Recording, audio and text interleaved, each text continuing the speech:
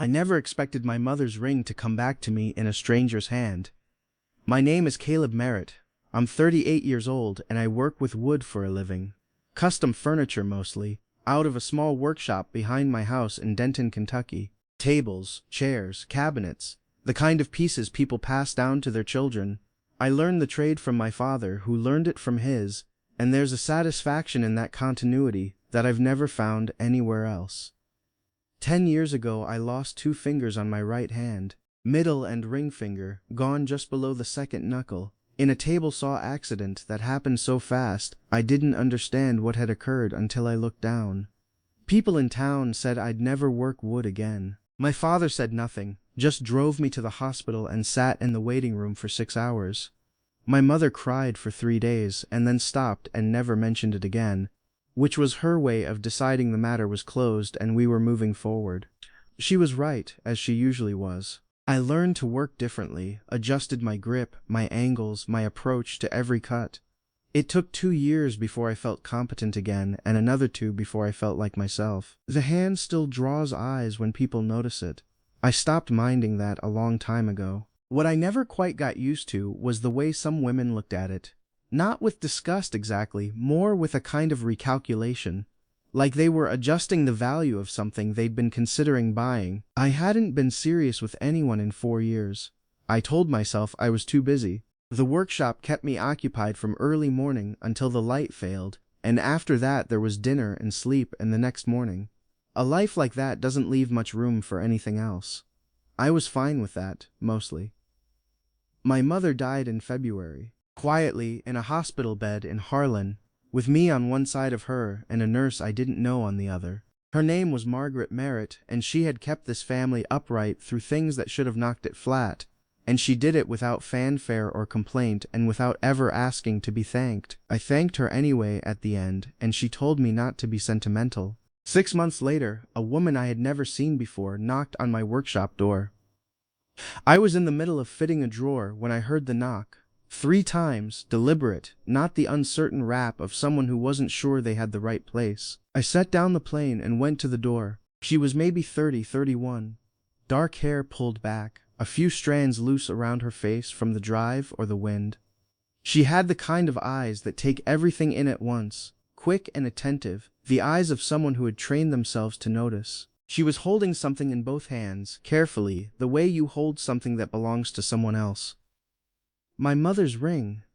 Silver, simple, worn smooth on the inside from 40 years of daily wear. I would have known it anywhere. I looked at it, then at her. "My name is Clara Voss," she said. "I was your mother's nurse at Harlan Regional, in her last weeks." She paused. "She asked me to bring this to you. I'm sorry it took so long.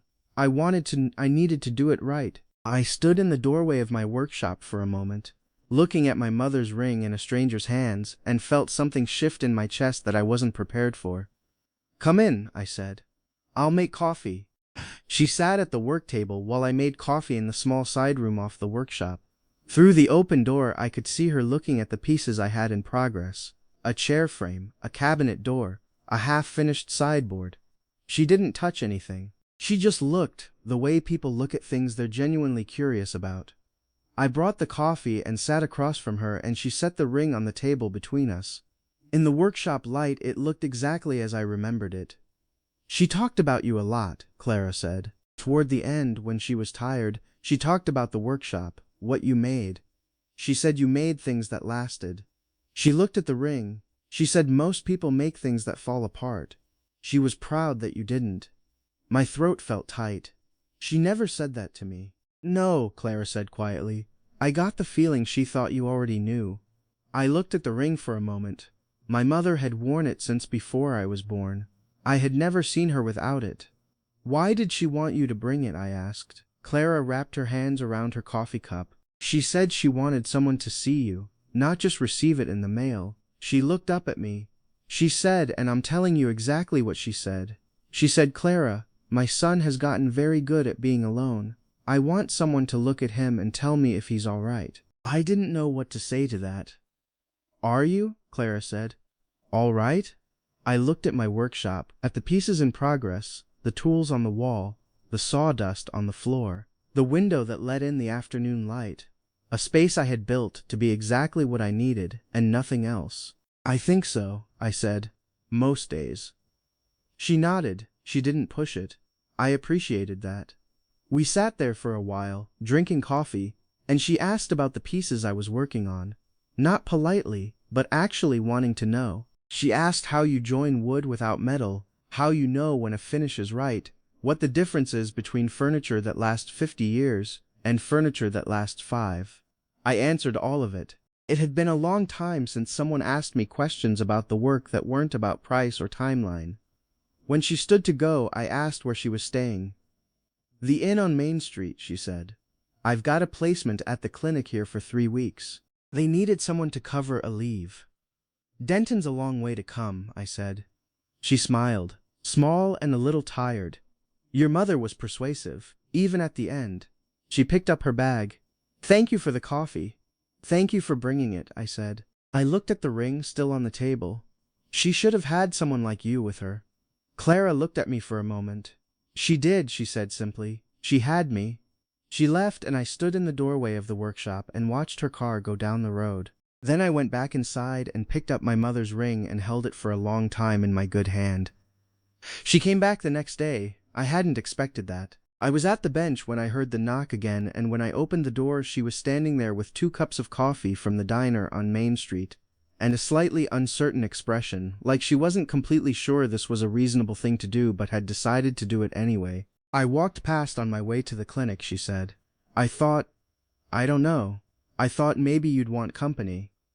I stepped back from the door. Come in. She sat on the same stool as the day before and put one of the cups in front of me and kept the other. She didn't explain herself further, and I didn't ask her to. There are people who fill silence with words because silence makes them uncomfortable. And there are people who understand that silence in a working space is just the sound of things being done.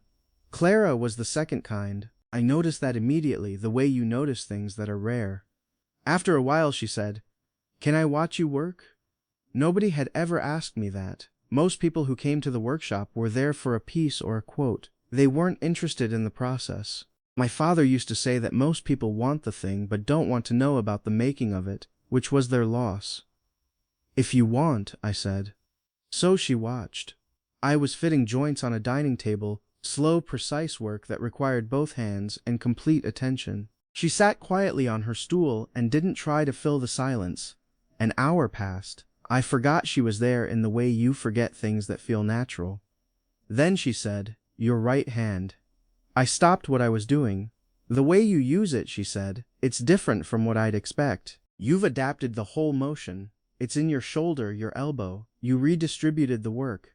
I looked at my hand. The 2 missing fingers, the adjusted grip that had taken years to develop. Nobody had ever described it that way. Most people either ignored it or noticed it too much. It took a while, I said. How long? 2 years before I was competent. 4 before I stopped thinking about it on every cut. She nodded slowly.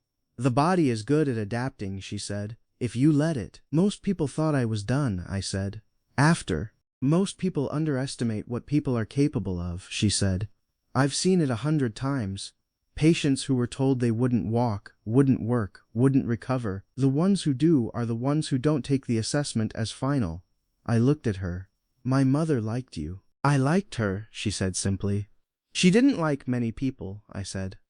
I know, she told me, a small smile. She said it was one of her few regrets. That surprised me. My mother had not been a woman who expressed regrets. What else did she say? I asked. Clara looked at her coffee cup. A lot of things. She talked about your father, about the early years of the marriage, about raising you here. She talked about the accident. She paused. She talked about how she used to watch you from the kitchen window after it happened, before you knew she was watching. She said you went back to the workshop 2 weeks after you got home from the hospital and stood at the bench for an hour without touching anything, just stood there. I remembered that. I hadn't known she'd seen it. She said it was the hardest thing she'd ever watched, Clara said. And then you picked up a piece of wood and you started. And she went back to the kitchen and made dinner. I was quiet for a long time. She never said any of this to me, I said finally. She said you would have told her not to worry, Clara said. She said you were very good at making people feel like they didn't need to worry about you. I thought about that, whether it was a compliment or not. Was it true, I said, that she shouldn't have worried? Clara looked at me steadily. She didn't ask me whether she should worry, she asked me to go see for herself. I understood then what my mother had actually done, not just sent the ring, sent someone with the ring, someone she had trusted with the parts of herself she didn't show, and trusted now to look at her son and bring back what she couldn't see anymore. She was thorough, I said. She was, Clara agreed, extremely. She came to the workshop every morning before the clinic and every evening after. Not because I asked her to. She just appeared, with coffee the first few times and then without, because by the third day the coffee was already made when she arrived. Small adjustments, the kind that happen without discussion when two people fall into a rhythm that neither of them planned. The workshop felt different with her in it. Not louder, she was quiet, always, but fuller. Like a room that had been missing something without knowing it was missing it. I had worked alone in this space for 10 years, and had believed I preferred it that way. I was starting to understand that preference and habit are not always the same thing. I learned things about her gradually. The way you learn things about someone when there's no pressure to learn them quickly. She had grown up in Lexington, the middle of 3 sisters, gone into nursing because she had always been the one people called when something went wrong. Not because she was the most capable, she said. All 3 of them were capable. But because she was the one who stayed calm, who could look at a difficult situation and see past the difficulty to what needed doing. She had been doing placement work for 2 years, moving from hospital to hospital, filling in where she was needed, living out of a suitcase she had packed so many times she could do it in 12 minutes. 12 minutes, I said. I timed it once, she said, when I had a flight at 6 in the morning. Do you like it? I asked. Moving around. She thought about it honestly. I like being useful, she said. I'm not sure that's the same thing. That distinction stayed with me. She was good with the work, with being around it, with the sounds and the sawdust, and the long stretches of silence. Some people find silence in a workshop oppressive. Clara seemed to find it restful. The way people find quiet restful when they've been around noise for a long time. She brought a book one afternoon and read while I worked. And at the end of the day she looked up and said it was the most peaceful afternoon she'd had in months. You can come back tomorrow, I said. She looked at me. I was planning to. Gerald Marsh came by at the end of the first week. He was the kind of man who had too much land and too much opinion about what other people should do with theirs. He had been trying to buy my workshop property for 3 years. Not the house, just the land behind it, which he wanted for an access road to his larger parcel to the north. I had said no 3 times. He came back at regular intervals with a new number. He arrived while Clara was in the workshop. He shook my hand and looked at her with a particular assessment of a man who categorizes people quickly and doesn't revisit his categorizations. Didn't know you had company, he said. Clara Voss, she said, from the stool. I'm a nurse at the clinic. Gerald looked between us and smiled in a way that didn't reach his eyes. Well, he said. Caleb, I've come with a better number. I think you'll find it hard to refuse. He put a figure on the table that was, in fact, better than the previous ones. Still no, I said. Gerald's smile tightened. He tried several more angles. The road would be good for the community. The money would let me expand the workshop itself. He had plans that would bring business to the area. I answered each one the same way. No. When he finally left, Clara watched his truck go down the road. He's not done, she said. He never is, I said. What's his actual angle?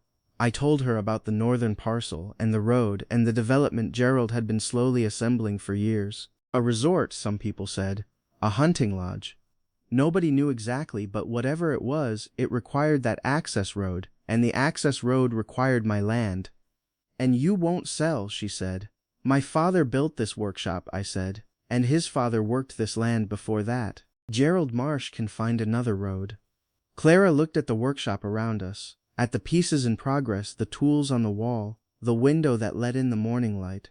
Your mother talked about this place, she said. She said it was the realest thing she knew. I looked around, too, at all of it. Yeah, I said, it is. The second week was different from the first in a way that was hard to name exactly. Nothing changed in what we did: coffee, work, talk, the quiet that had become comfortable between us. But something in the quality of it shifted. I found myself noticing things. The way she tucked her feet up on the rung of the stool when she settled in to read.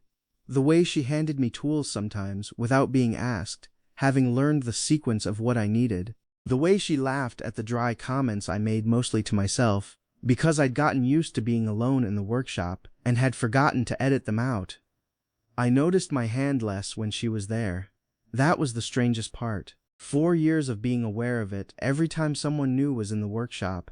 Every time I reached for something and the adjustment was visible. With Clara, it had become just another part of how I worked. She had looked at it once, asked about it, understood it, and then moved on. There was something almost shocking in how simple that was. One evening she was helping me sand a tabletop, not because I needed help, but because she had asked if there was anything she could do, and I had handed her a piece of sandpaper. We worked in silence for a while, the long strokes that follow the grain. She said, "What did you make first, after the accident?" "The first thing you finished." I thought about it.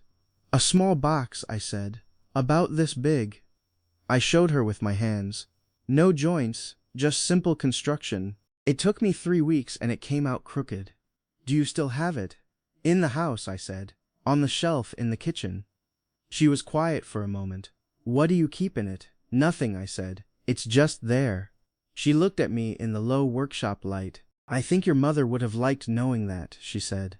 I kept sanding, but I thought about it for the rest of the evening, and after she went back to the inn, I went to the kitchen and looked at the crooked box on the shelf, and for the first time in 10 years I understood exactly why I'd kept it.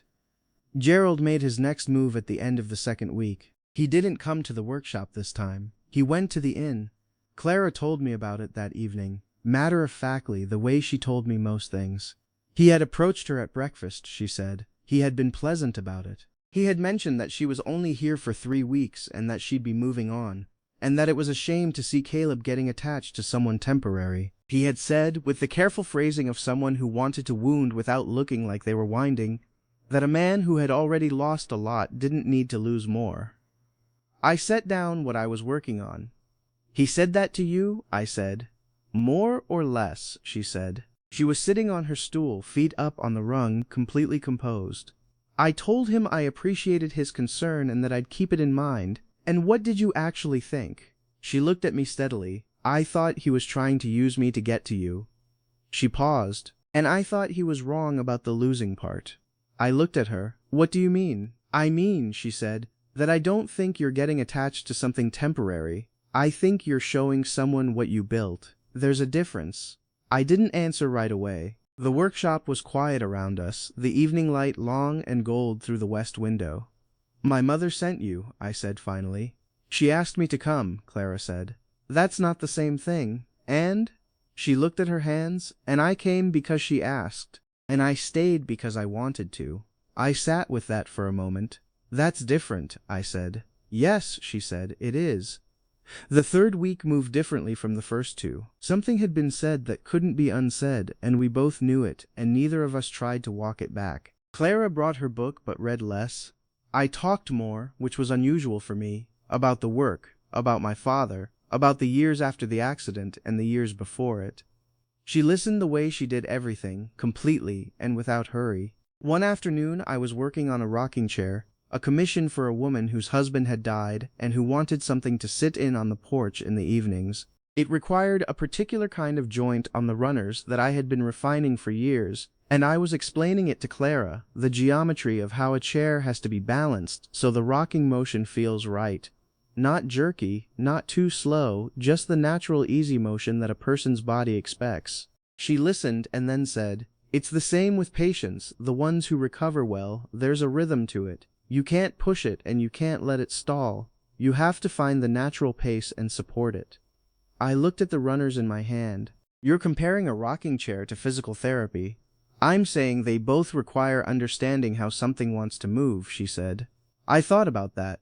"My father used to say that wood tells you what it wants to be," I said. "You just have to listen." "Your mother said that too," Clara said. "Not about wood, about people." I looked at her. "She said a lot of things to you." She had a lot of time, Clara said quietly, and she was very clear about what she wanted to say. Gerald made 2 more attempts. One through a lawyer who sent a letter with a new offer attached. One through the town planning office where he had submitted a request for a zoning review that, if approved, would complicate my use of the workshop property. My own lawyer said the review was nuisance litigation, designed to cost time and money not to actually succeed. I filed the response and didn't mention it to Clara until she found the letter on the work table and asked. "This is because of the land," she said. "Yes. He's escalating. He does that when he thinks someone is about to leave and I'll be easier to get to," I said.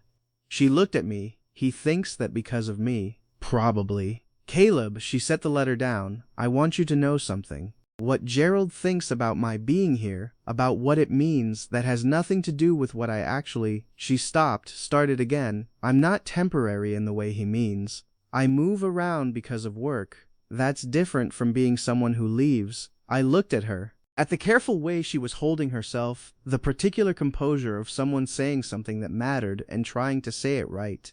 "I know," I said. She exhaled. "You do?" "My mother knew it too," I said. "She wouldn't have sent someone temporary." Clara was quiet for a moment. Then she said, "She talked about you like you were someone worth finding." "She was biased," I said. "Maybe," Clara said. "But she wasn't wrong." I looked at her across the work table. In the workshop my father had built and his father had worked in, surrounded by pieces of wood that I was making into things that would last. "Clara," I said. "Yes, I'm glad she sent you." She looked at me for a long moment. Something in her face did what it did sometimes, where the composure softened just at the edges and what was underneath it came through. "So am I," she said. Her last day was a Thursday. She had a placement starting Monday in Lexington and a bag that took 12 minutes to pack. I knew the date had been coming and I had thought about what I wanted to do about it, and I had done what I usually did with things I thought about for too long, which was nothing, and then woken up on Wednesday realizing I had 1 day left. Thursday morning she arrived at the workshop at her usual time, coffee already made. She sat on her stool and I worked and we talked the way we always talked, about nothing particular and everything that mattered. I made a chair spindle while she watched, the long turning motion that still required more adjustment than it once had, and she watched my hands the way she always did, with attention, without comment. At noon she said she needed to go pack. I walked her to the door of the workshop. She stopped and turned. "I'm going to say something," she said, "and then I'm going to let you respond however you want." I waited. "Your mother asked me to look at you and tell her if you were all right," she said. "And I came here thinking I would do that, look and go and tell her, except she was gone already and I'd just be telling myself." She paused. "But I looked. And the answer is yes, you're all right, you're more than all right. You made something real here and you kept it and you're still making things in it." She looked at the workshop behind me, and somewhere in the middle of looking I stopped doing it for her.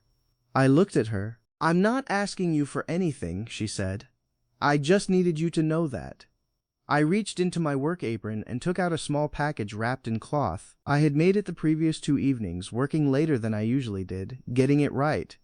She took it carefully and unwrapped it. It was a small box, simple construction, smooth finish, perfectly joined at every corner. Inside, on a piece of folded paper, I had written 4 words. She read them, looked up at me. "Come back when you can," I said. "Stay as long as you want." Her eyes were bright. "That's 5 words," she said. "I'm a carpenter," I said, "not a writer." She laughed. "The real one, the sudden one."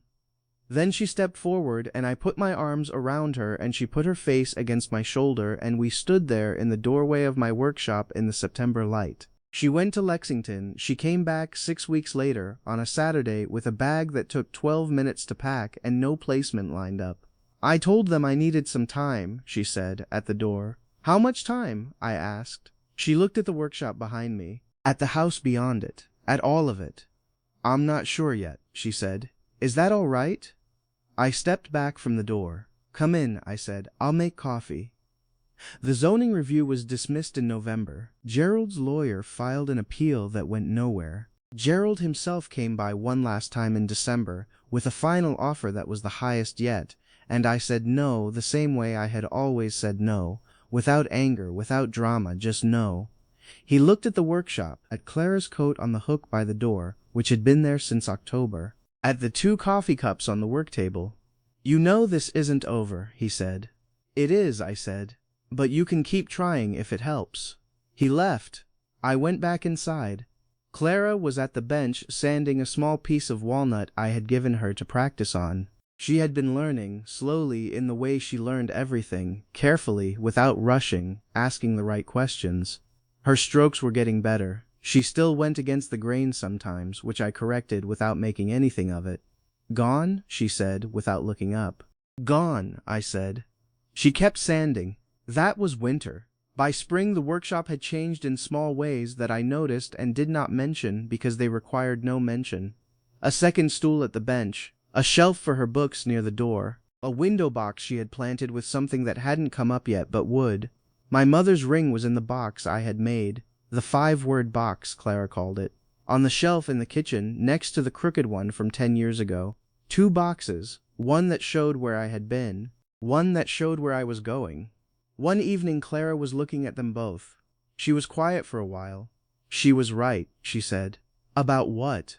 I said. "She said you made things that lasted." She looked at me. She was right about that. I looked at the 2 boxes, at the woman standing in my kitchen in the April light, at the workshop outside the window where the tools hung on the wall and the wood waited to be made into something. "She was right about most things," I said. Clara smiled. "She said you'd say something like that." I laughed. After a moment, so did she. And the kitchen filled with it, the way a room fills when there are 2 people in it who have decided to stay. I think about my mother sometimes, in the way you think about people who are gone. Not with grief exactly, but with a kind of ongoing conversation that never quite ends. I think about her in the workshop when the morning light comes through the west window the way it did when she was alive and used to walk across the yard sometimes to look in. I think about her in the kitchen when I make coffee with 2 cups without thinking about it, which would have made her say something dry and satisfied that I would have pretended to find annoying. I think about the ring, how she wore it for 40 years, how she took it off at the end and gave it to a woman she trusted to bring it to the right place, how she knew, without being able to explain how she knew, that Clara was the right person to carry it, that there are people you meet in ordinary circumstances who turn out to be exactly what someone needs and nothing that was arranged could have done it better. My mother was thorough. She always had been. It turned out she was thorough even about this. Clara is at the bench right now, working on a small cabinet she designed herself. It has taken her 3 weeks so far, and it is coming along slowly, and it is going to be good when it is done. She has the patience for it. She asks the right questions and listens to the answers and applies them correctly the next time, which is all you can ask of anyone learning anything. The ring is still in the 5-word box on the kitchen shelf. One day I am going to take it out and ask her if she wants to wear it. Not because it was my mother's, but because it should go on living. The way things that are made well should go on living, passed from hand to hand, gathering more years in it. She will probably say yes. She usually knows what I'm going to ask before I ask it, which is either the sign of a good nurse or the sign of someone who has been paying attention for a long time. I think it's both. My mother sent someone to look at me and bring back what she couldn't see anymore. She sent someone who would look honestly and not just tell me what I wanted to hear. What she brought back, eventually, was this. The workshop in the morning. 2 cups on the work table, the sound of someone else's hands on wood. A house that doesn't feel quiet anymore. She was right that I needed someone to look. She just didn't tell me the someone would stay. She learned the workshop the way she learned everything, carefully, asking the right questions, applying the answers correctly. By December, she could identify most of the wood by grain and color. She knew the difference between a cut that goes with the grain and one that fights it. She had opinions about finish that she stated plainly and that were usually right. My father would have liked her. He was a man who valued people who paid attention, and Clara paid attention to everything. He would have found her in the workshop one morning and asked her a question about something she was looking at, and she would have answered correctly, and that would have been the end of his assessment. Simple as that. I told her that once in February when we were working side by side on a long cabinet commission. She was quiet for a moment, then she said, Your mother said the same thing, that he would have liked whoever I was. She said that? She said your father liked people who looked at things straight, who didn't flinch. She kept working, long steady strokes. She said you were the same way, that you'd been the same way since you were small. I thought about that. About the versions of myself my mother had been watching all those years. The boy in the workshop watching his father work. The young man learning the trade. The man who came back from the hospital and stood at the bench for an hour and then started. She had watched all of it, kept all of it, and then given it to a stranger to carry. I was glad she had. Spring came slowly to Denton, the way it always does in Kentucky. Cold one week, warm the next, the trees unsure about committing. Clara planted the window box in March, and by April something was coming up green that she said would be herbs but couldn't identify yet from the seedlings. I didn't ask what kind, it didn't matter what kind. What mattered was that she had planted something, which meant she was thinking about summer. We had not had a formal conversation about what we were or what we were doing. Some things don't require a formal conversation. They just happen one morning at a time, one cup of coffee at a time, until the shape of them is clear without anyone having to name it. One evening in April she was sitting on the porch when I finished in the workshop, watching the light go down behind the hills. I sat beside her and she handed me the second cup she'd made, which she always made, which I had stopped noticing because it had become simply true. What are you thinking about? I asked. She looked at the hills. I'm thinking that I've lived in 11 places in 2 years, she said. And this is the first one that felt like it was waiting for me. I looked at the workshop, at the house, at the hills going gold in the last light. Maybe it was, I said. She turned and looked at me. In the April light her eyes were the same color they had been the first day she stood at my workshop door holding my mother's ring, quick and attentive, taking everything in. Your mother thought so, she said. She was right about most things, I said. Clara smiled, looked back at the hills. Yes, she said, she was. We sat there until the light was gone and the first stars came out over Denton, Kentucky. And the workshop stood solid behind us the way it always had, the way it always would, built by my grandfather and kept by my father and kept by me, making things that lasted, waiting for whatever came next.